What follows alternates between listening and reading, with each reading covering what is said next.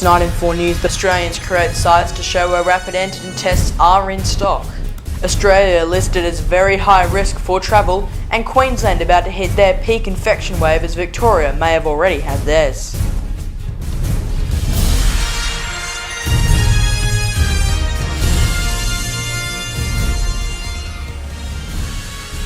Good evening, I'm auspol. Australians have been forced to take rapid antigen test shortages into their own hands, developing sites to show the stores that have RA tests in stock. Australians have been left wondering when more rapid antigen tests, or RATs, will be available in Australia as the shortage continues to problematise the country.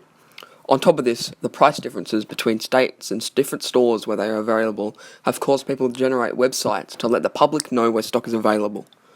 One of these websites, Find a Rat, is completely relying on crowdsourced information. However, that strategy may not be the best option as only 52% of Find a Rat stores currently have stock. Citizens are disappointed that the government is charging for the rats as certain countries are issuing them free of charge. The Australian Medical Association warned the Morrison government in September 2021 that they needed a strategy or there will most likely be a national shortage. And they were right. However, according to The Guardian, the AMA was told that the federal government was reluctant to get involved in the private market. The Commonwealth placed an order for $62 million worth of rats last week.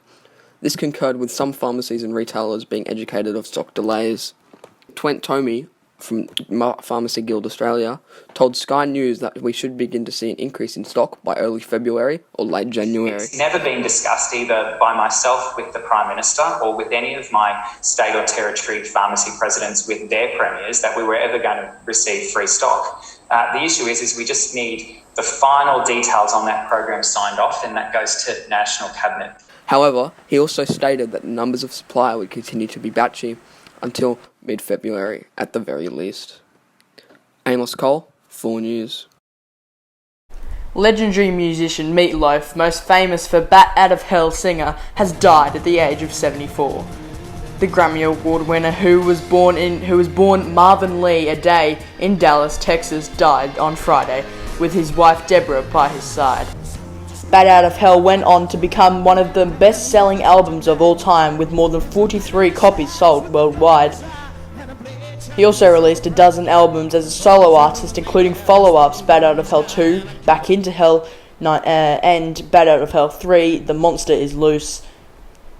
Hit singles included 2 Out of 3 Ain't Bad, Paradise by the Dashboard Light, and I'll Do Anything for Love, but I Won't Do That.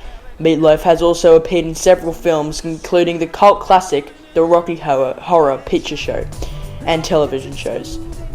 No cause or other details were given about his death, but Ade had numerous health scares over the years, and reports speculate that he did not have the COVID vaccine. Queensland's Omicron wave peak is expected in the coming days. Health authorities have said that the peak is expected towards the end of the week. Queensland is expected to reach their peak during the last week of January. It is expected that Gold Coast will experience its peak first, followed by Brisbane before moving towards the regions. Queensland has recorded about 250,000 cases in this wave so far, but Chief Health Officer Dr. John Gerard has said that the real number is closer to 1 million due to people self-managing their illness at home. So the next 3 weeks or so are going to be a very tough time for Queenslanders and also specifically for our healthcare workers in Queensland hospitals. The peak is expected to hit just days after Queensland reopening to certain international arrivals, which could lead to more cases during the peak. Queensland is currently sitting on 89% double-dosed. Today, Queensland recorded around 12,000 cases.